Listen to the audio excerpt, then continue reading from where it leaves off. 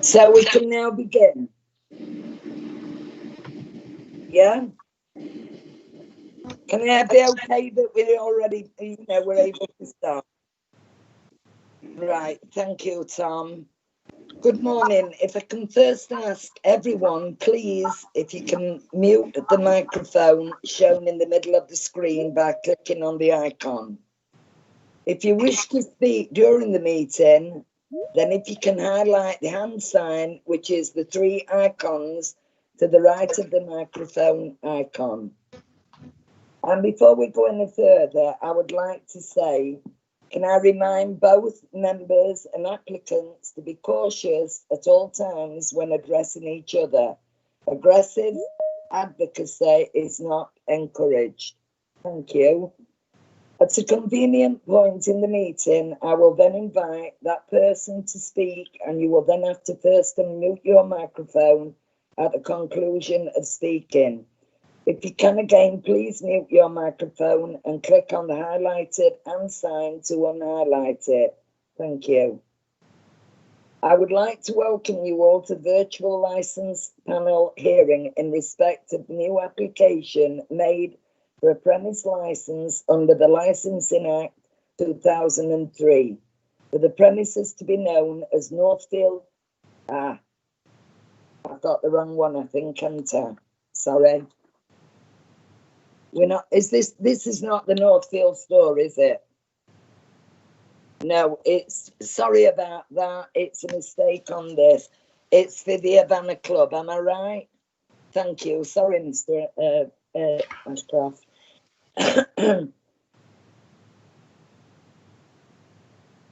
As the Havana Club, Retford. Can I introduce the panel to you? I am Councillor Josie Potts, and I will be chairing this virtual hearing. I'm the chair of the Licensing Committee, which normally meets every 6 weeks to decide upon matters which have been delegated to be the responsibility of the committee. Also present is Councillor Gary Clarkson, who is also a member of the Licensing Committee, and Councillor Presley, who also sits on the Licensing Committee. We are responsible for determining the application today based on the information put before us. Please note, we can only hear representation which relates to the 4 licensing objectives, which are prevention of crime and disorder, number 2, public safety, number 3, prevention of public nuisance, number 4, the protection of children from harm. If representations are made which do not relate to the licensing objectives, I will interject. Also here on behalf of the council is our councillor solicitor, Stephen Wormold, whose role is to assist the panel with legal advice and to ensure that a fair and balanced hearing takes place. And Roland Wilson, Senior Licensing Officer, who is the author of this report throughout the hearing. Either myself or other members of the panel may take advice from Stephen or Roland. Can the applicant, Mr. Ashcroft, please introduce himself and any witnesses he may wish to call? Thank you. My name's Edward Ashcroft. I'm the person putting forward the application. I can't see the witnesses online on my list. I'm hoping that Matthew Witherington is online. and also his wife, Kate Witherington.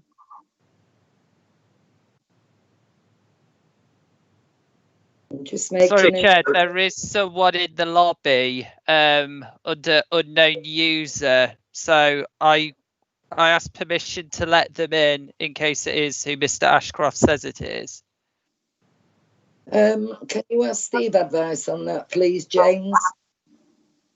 Steve, what would be the advice on that? Yes, if Mr. Ashcroft's calling a witness, then yeah, if you want to invite them in. Have we got a name? Yeah, it's Matthew Witherington or Kate Chair, Witherington. Chair, if I can just interject there, obviously for anybody to be able to speak at the meeting, they should have resent in the notice back to the council informing us that they wish to attend the meeting and they wish to speak. To my knowledge, I'm not aware that I received any form back from a Matt or Kate Witherington expressing that they were going to attend the meeting and speak at it. So it becomes, I think, obviously check with Steve, but I think it then becomes a decision as to whether he should be allowed to speak at the meeting with not previously given notice within the time frame. Thank you, Chair. I think you're right on that, Roland. Is there so many days' notice they have to give? Roland?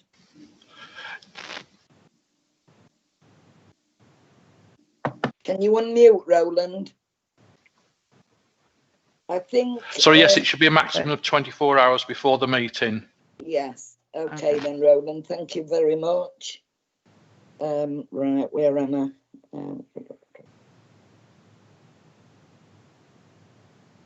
If you can just bear with me, please. Yeah, Mr. Ashcroft. Have you got people that you have got down that you wish to call besides these, you know, people that you've said? It will be fine. To be fair, is the information I've collected should be sufficient. Thank you. Can the interested party or representative please introduce themselves and any witnesses they may wish to call, only if they are in attendance? Hello, I'm Craig Watson. I've made a representation and I speak for other people that live in Bridgegate Mews. I've also just received a text from Mrs. Catherine Herrick, who I believe has replied and wishes to attend the meeting, and she's been denied access, she says. I don't know how that works. Roland, can you answer that, please? Roland? Yeah. Sorry, I'm not aware of. Miss Herrick did submit a representation, but I'm not aware of any form that I've received back from her saying that she wished to attend the meeting. So again, it would be down to Chair yourself as to whether you'd allow her to attend the meeting and speak. Can I take advice, please, from Steve Wormold? Yeah, that's obviously at your discretion, Chair. If well, do we you know know, when the lady applied to, you know, speak as a witness? We don't. no, Roland's saying he hasn't been notified that she intended to attend the meeting. Right. Well, I'm sorry then. The lady can't attend the meeting. Okay. Thank you. Can members of the panel please confirm the non-recognition of any of the witnesses? David? Oh. David? What did you say, Chairman? Can members of the panel please confirm the non-recognition of any witnesses? I don't know them, Chairman, no. Gary? Chair, I need to declare that I have 2 years ago had a meal in the Hideaway, but other than that, I don't know the actual the applicant as such. That's as far as it goes. That's fine, Gary. I will now ask the council solicitor to outline the procedure for the hearing today. Yes, thank you, Chair. So the procedure will be as follows. The Senior Licensing Officer will present the details of the application. Persons in attendance will then have an opportunity to ask questions of the officer. The applicant will then be asked to present their case, and persons in attendance will then have the opportunity to ask questions of the applicant. The interested party will then be able to outline their representation, and persons in attendance will be able to ask questions of the interested party. The applicant will then be given an opportunity to sum up, followed by the interested party. That will conclude the hearing, and all parties will then be asked to leave the virtual meeting, and the panel will commence their deliberations. The panel, under the legislation, then have 5 days within which to make a determination on the application. And so once the meeting has ended, they'll make their deliberation, and their decision will then be notified in writing to the parties within 5 days. Please note that under the provisions of the Licensing Act 2003, the panel...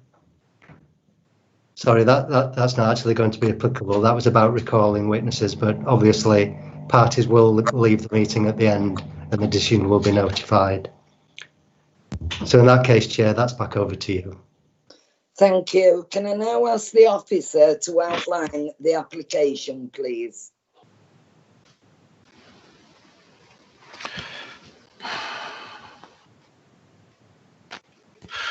Thank you then, Chair. This is a new premise licence application under the Licensing Act 2003 for a premises situated at 1 and 2 Bridgegate, Retford, and to be known as Hideaway and Club Havana.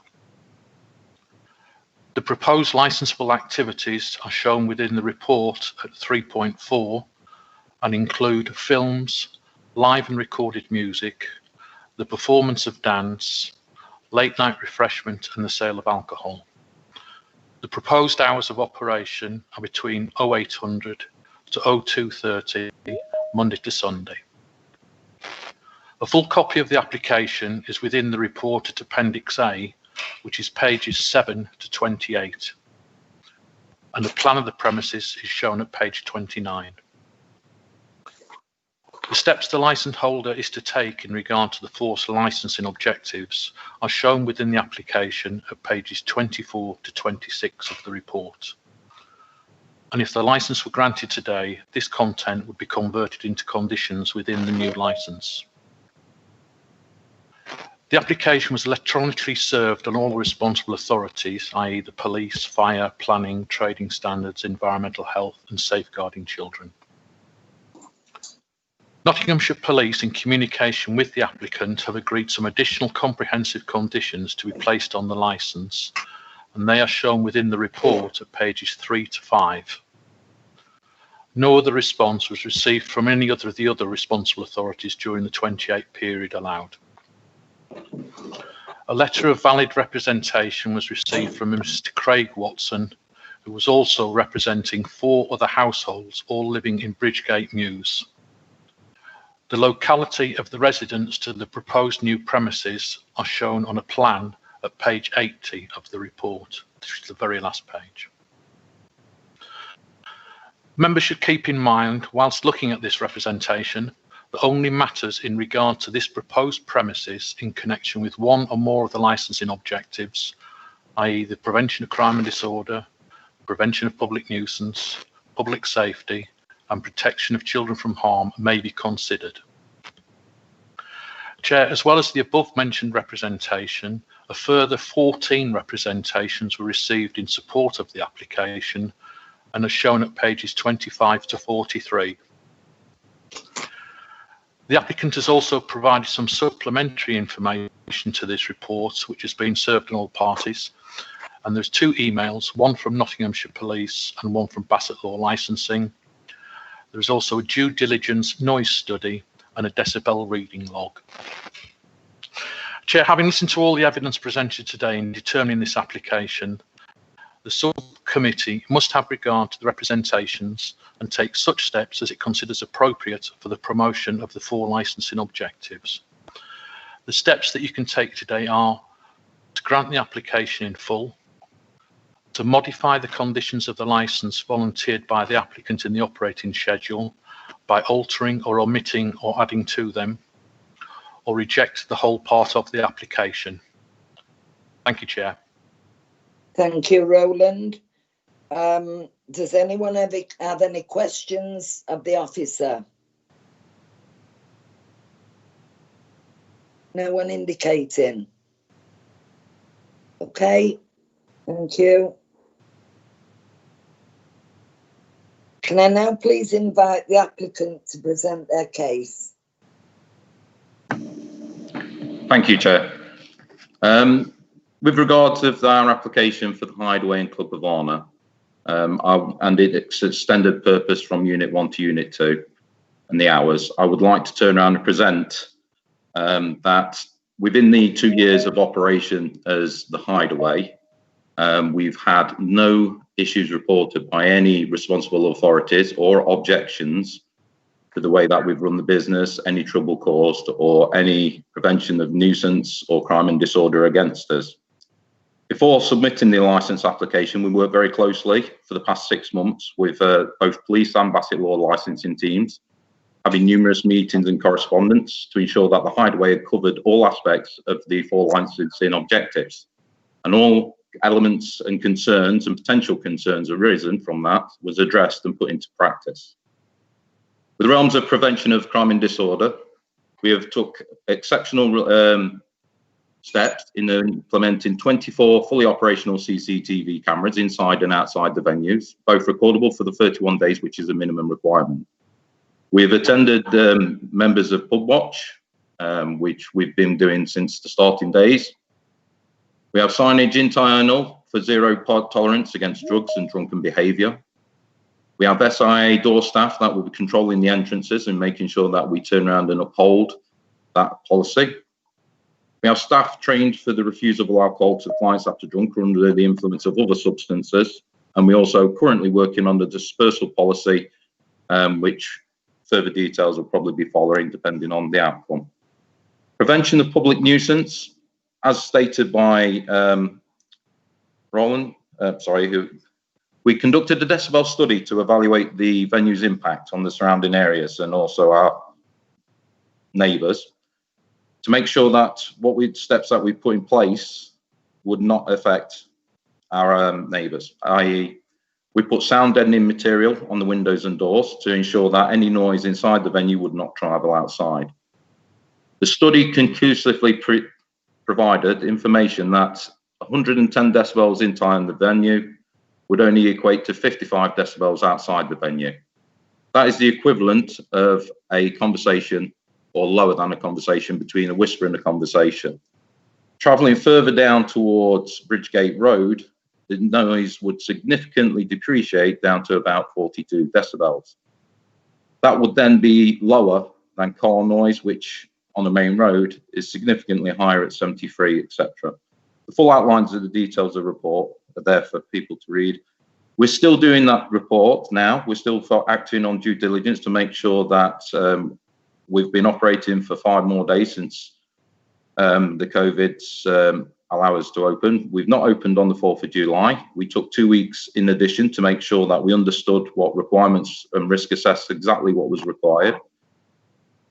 There's signs erected in the venues to ensure that we give them as much information as possible to tell our clients to leave in a quiet and orderly fashion. As I stated, the doors and the windows of Havana have been insulated. There will be no emptying bottles and waste after 11 p.m. to ensure that we're not a nuisance to our neighbours. We're talking with local taxi firm to try and collect patrons from the car park at Sports Direct to minimise them travelling down into the town centre and causing any other potential nuisance. We have removed the outdoor speaker. Even though we've applied for outdoor music to be played up until 11 p.m, we've decided to take the responsibility of removing the outdoor speaker, so there will be no provisions of music outside. The SIA door staff will be controlling emissions, as I stated before, closing the outdoor area at 11 p.m, with guidance at the end of the night to make sure that staff and clients leave the venue in a quiet, orderly fashion and shepherded towards the town centre rather than residential areas. Public safety, I can quite happily say that we've got pre-opening safe checks. We've done a fire risk assessment done by a professional company. Our fire equipment is regularly checked. Our fire alarms and emergency lighting are tested weekly. We test all our electrical equipment every year. We have three first aid trainers and fire wardens. We have a spillage log and an incident log that are kept for provisions of turnaround and any to defend. Outside seating is permanently fixed. The original recommendation from the police was to remove it from the area, but we've fixed it down and the police are quite satisfied with the steps that we've taken for that. Signage inside the venue has stipulated that no glassware will be allowed in the outdoor area at all, and the SIA door staff will enforce that. A glass collection policy, which has included provisions for regular collection of glassware by staff and the drinking vessels prevention of glassware being taken into the external areas. Finally, going on to the children for harm aspects, the staff have completed age verification training from a professional company, IASCO. Challenge 25 has been trained down to reminders put onto the POS system with a strict no sale, no ID, no sale, and also no entry into the venue. Also 4-hour induction training covering all aspects of licensing objectives and also the license conditions will be done. A refusal log is kept to ensure that we monitor how many people we turn around and refuse under the Challenge 25 and other aspects. We do not allow any gambling, and there is, like I said before, a zero tolerance on drugs and violence, and quite happily cooperate with local authorities to make sure that we turn around and eliminate any such activities. We don't allow any children on the premises after 9 p.m, and no children will be allowed into the Club Havana side.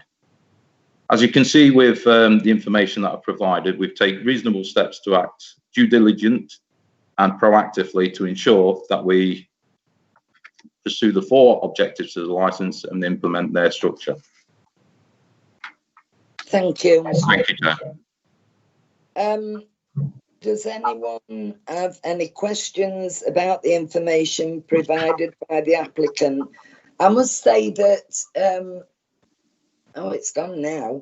It looked like somebody had indicated that they wanted to speak, but it's not coming up on my iPad. So is there any questions about the information provided by Mr. Ashcroft? Could you just indicate by, you know, your finger or your whatever, please? Chair, could I ask some questions, please? Gary. Mr. Ashcroft, it looks like you've done a belt and braces job of the of looking at all the 4 issues that we have to deal with in terms of licensing objectives. I'd like to ask a few questions. The first one is that the 110 decibel internal reading and then out external. I've looked at these. And obviously the decibels do drop as you go further away. It's a given. Correct. However, and this doesn't mean that I'm against or anything like that. I'm trying to weigh up the situation. I used to live next door to Bacchus, for example. I lived there for 4 years, and I moved in there the week before the smoking ban came in. The club moved from outside to inside, and that meant that my windows were next to the outside seating area. There are quite a few now places of abode in that area. Some of them in the market square that are on the back of the old TSB building. I'm sure you know which one that is.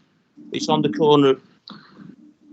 The main door, I've been past what is potentially going to be Club Havana, and it looks like the main door is actually the double door on the frontage.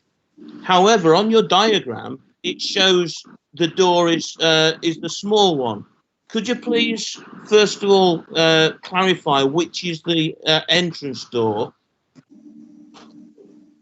Certainly, Ms. Clarkson, is the entrance door will be the hideaway door. There is one point of entrance into the hideaway which will be controlled by the SIA staff.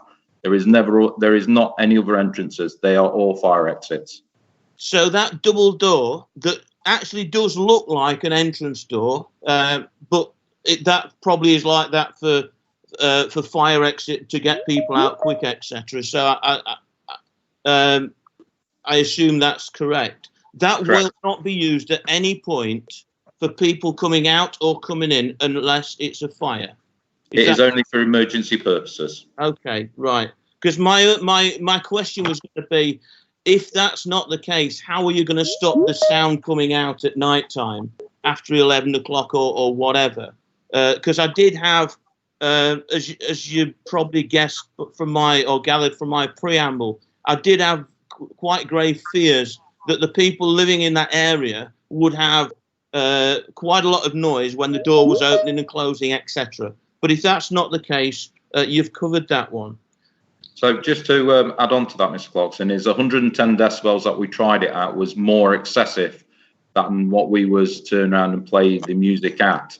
We was trying to prove a point that a significant loud sound would be heavily depreciated by the steps that we'd taken, which shows immediately on the decibel study is that straight outside the door, it drops down to 55.6 decibels. That significantly shows that the sound deadening material and density of the doors has significantly reduced that impact. That's quite a lot because, as you probably know, silence is 30 decibels. Yes. So, and 10 decibels higher than that is double what. So every time it goes up, it doubles. The sound actually doubles. Yes, correct. Okay. So the other one is on the outdoor seating area. Is it a seating area, or are people going to be allowed to stand there, or do they have to be sat at a table in order to be able to drink? In the daytime, we're allowing the drink by using plastic material. At the evening, we're not allowing any glassware out whatsoever. The outdoor area is mainly for a smoking area. They can be seated and they can be stood in that area. Currently, in the COVID situation, we're going to limit that down to social distancing rules and regulations. Okay, so because I mean, obviously, one of the concerns, and will come in when the witnesses or the objection comes in. But one of the objections, I think, is the fact that people are going to be outside. It's probably going to be a bit raucous and whatever before 11 o'clock even. After 11 o'clock, there's going to be nobody allowed outside. Is that correct?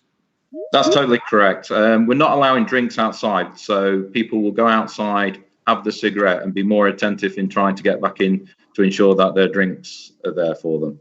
Okay, right. You also said, now, this is my final one really, that no children in Club Havana. Is that even in the daytime? We're going to try and limit the children in the aspect of the Club Havana because it's where the bar and alcohol is served. So rather than to turn around and have them viewing the bar and alcohol being served, we'd sooner have them in the hideaway side where there's plenty of dining opportunities for them and they wouldn't be turning around and seeing the alcohol served, etc. Okay. I think that's it from myself, Chair. Thank you very much. Thank you, Mr. Ashcroft. Thank you, Mr. Thank Clarkson. you. Thank you, Gary. Thank you, Mr. Ashcroft. Are there any questions relating? I think we've just done that, haven't we? Can I now My hand's up, Chairman. My hand is up. Right, David. Thank you, Chairman. Morning, Mr. Ashcroft. Morning, Mr. Priestley. What I'm just asking about is the outdoor music, which you're saying that you're not having anything outside, but on the application, you got it down to both outdoor and indoor. We originally put in the application for indoor and outdoor, but on evaluation of the music and the way the system operates, we can't control the outdoor music sound volume, so we decided to remove the speaker. Thanks very much. Thank you, David, and thank you, Mr. Ashcroft. Chair, can I ask a question? Craig Watson. Yeah. It's similar to the question that Mr. Presley has just asked. You've removed the outdoor speaker currently because you can't control the sound. Can you confirm to this hearing that there is no plan to reintroduce an outdoor speaker where you can control the sound?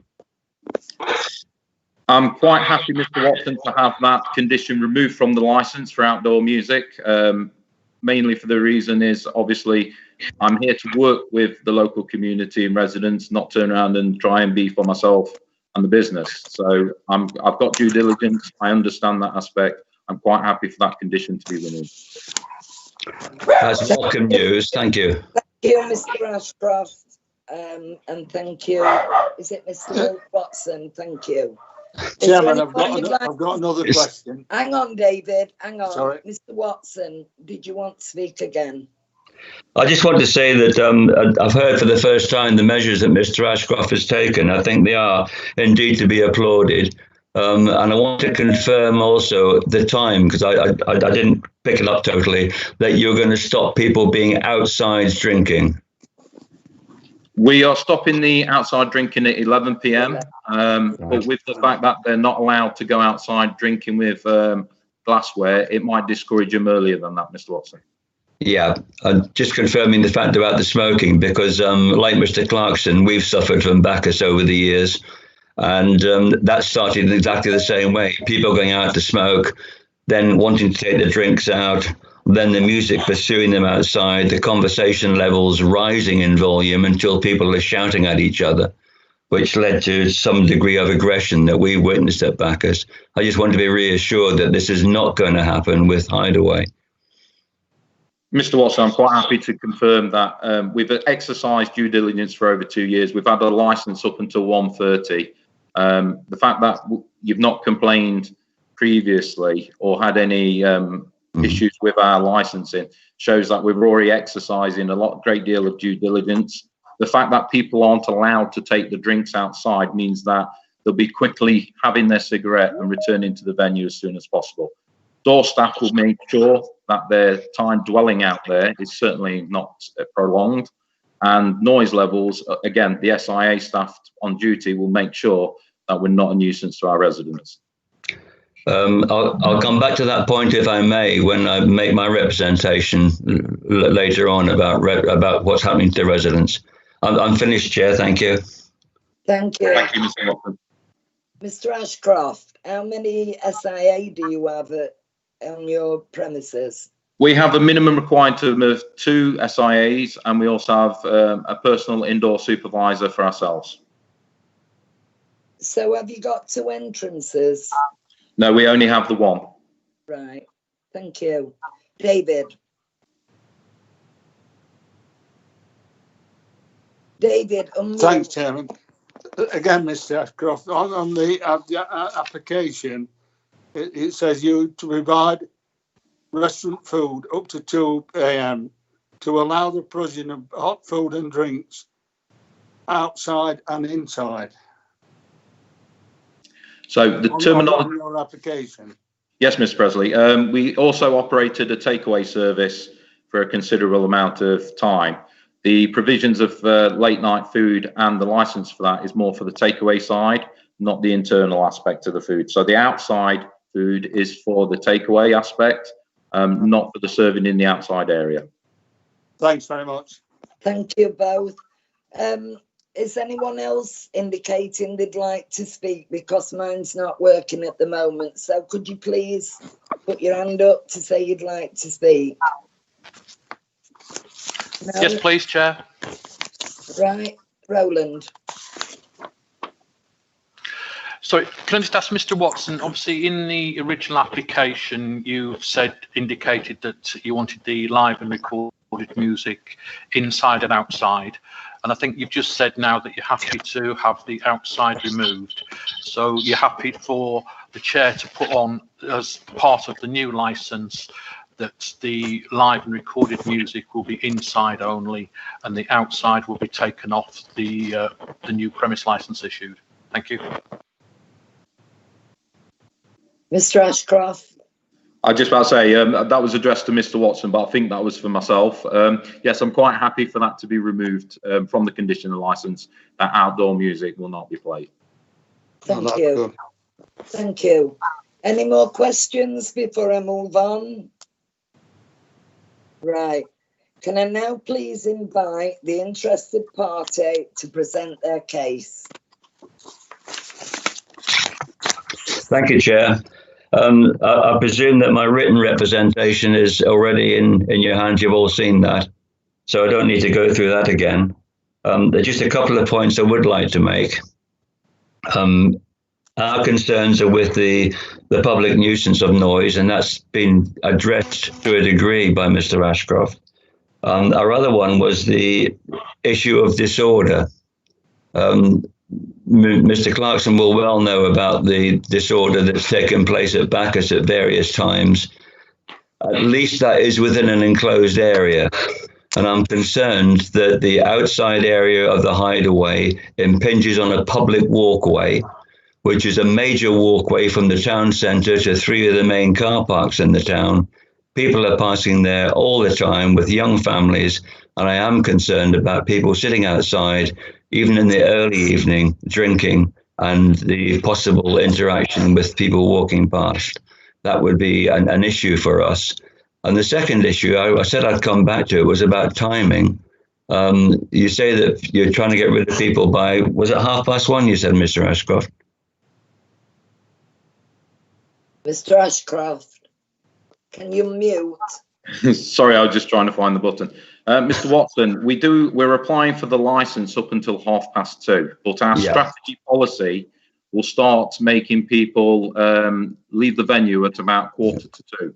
So the exit strategy that we're currently looking at is by lowering the tone of the music, changing the style of the music, increasing the lighting capacity, which has proven from my past experience at working at nightclubs and bars, encourages people to leave, not all in once, but as a small trickle outside. I asked that question because a couple of Sunday mornings ago, after 3 o'clock in the morning, our neighbour who is nearest to Bridgegate, who is not represented here, he's in Ireland actually, was wakened by a swell of noise surging through the coach archway from people leaving the hideaway, shouting to each other, shouting at each other, and he was awakened by this noise. And that doesn't fit with me with a 1:45 exit policy. I'm sorry, Mr. Watson, if I can reply to that is, I spoke to the gentleman in question. We don't have a license that allows us to operate that. The night in question, we only had 4 customers in at 1 o'clock. I have CCTV to prove that to him. I quite actually welcomed him to turn around and review that footage. There is an assumption that these were our clients. However, they wasn't our clients. Like I said, I will be quite happy to turn around and provide any CCTV to police authorities or any authorities that would like to challenge that. That's very reassuring. Thank you. I don't think there's anything to add to that, to my written representation, Chair, plus the questions that Mr. Ashcroft has just answered. Thank you. Thank you, Mr. Watson. Thank you, Mr. Ashcroft. Are there any more people that would like questions? I can see the button in the right-hand side, but it's not showing up on my iPad. I would like to ask a question of Mr. Watson regarding the public nuisance, prevention of nuisance, that he turned around and stated that obviously we have an outdoor area and that it's on a public footpath, etc. The outside area is on a private area of land. Yes, it does turn around and touch within a public aspect. However, we've consulted with the police authorities. They stipulated that it was a requirement for us to have a barrier that separated our area with the public access. So we've satisfied that police requirements and we've put into other measures to turn around and limit the public nuisance aspect of that. Thank you, Mr. Ashcroft. Would you like to come back on that, Mr. Watson? Unmute, Mr. Watson. You're muted. Sorry, Chair. Yeah, there is a barrier there. It's a wooden panel which hardly acts as a barrier between banter, aggressive talk, whatever that might take place across that barrier, which is only waist high. Thank you. Right, we'll move on then. Is there anyone else that is indicating? Can you please show your hand, because I can't see. Chair, I don't want to ask a question of Mr. Watson. It's just something I can't find it on the application. I wonder if Mr. Ashcroft can tell us the total people that are allowed in. First of all, the Hideaway, but then the Club Havana. What would be the total number, the maximum? Certainly, Mr. Clarkson. The maximum capacity that we've done due to fire regulations calculations is 160, but we will not be operating to that.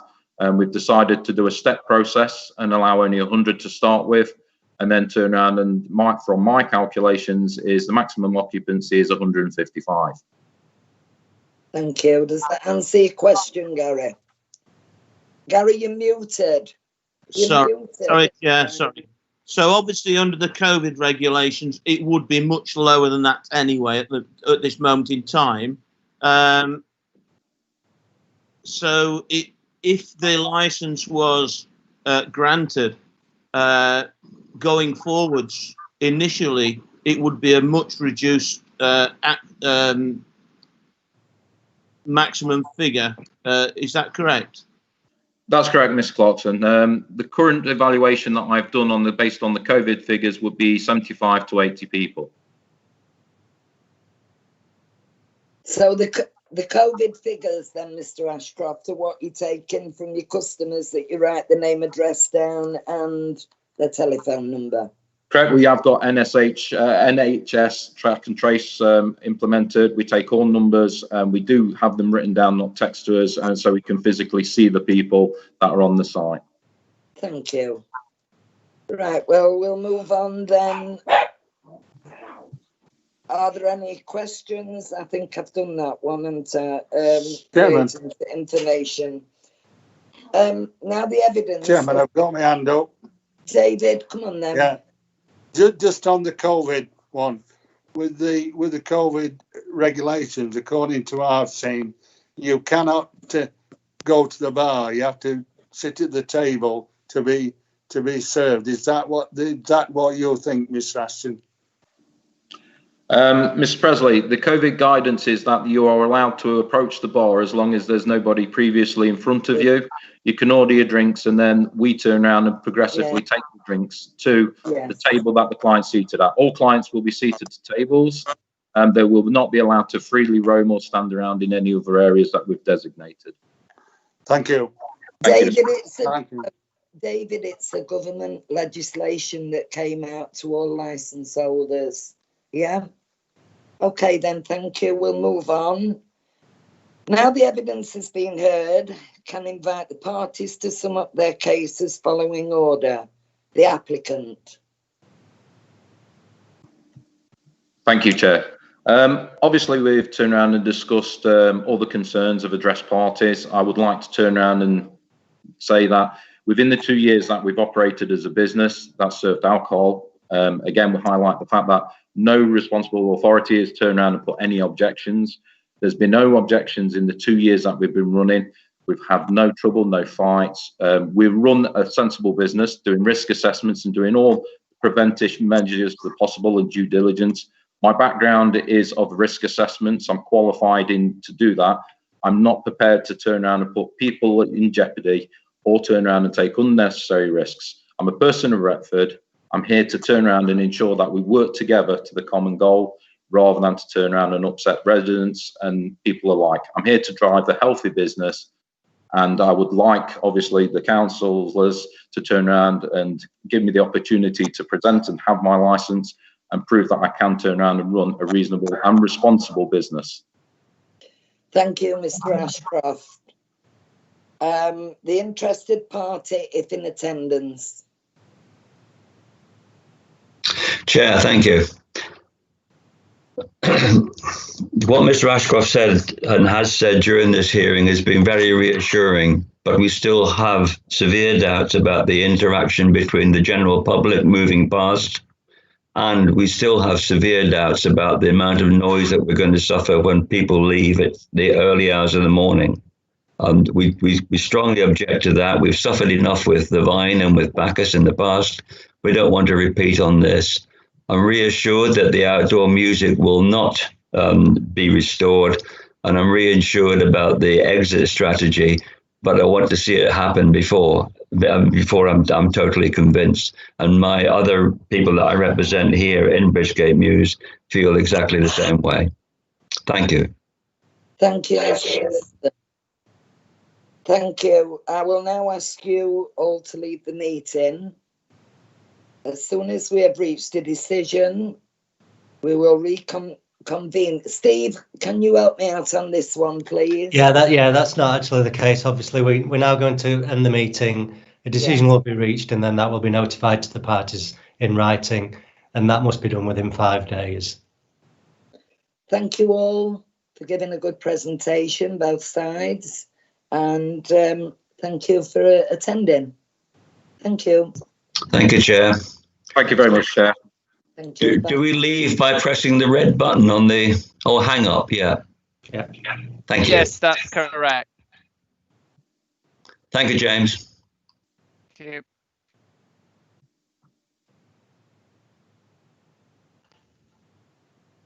Thanks, James. The stream can be taken down now. Okay, Tom, you can take the stream down.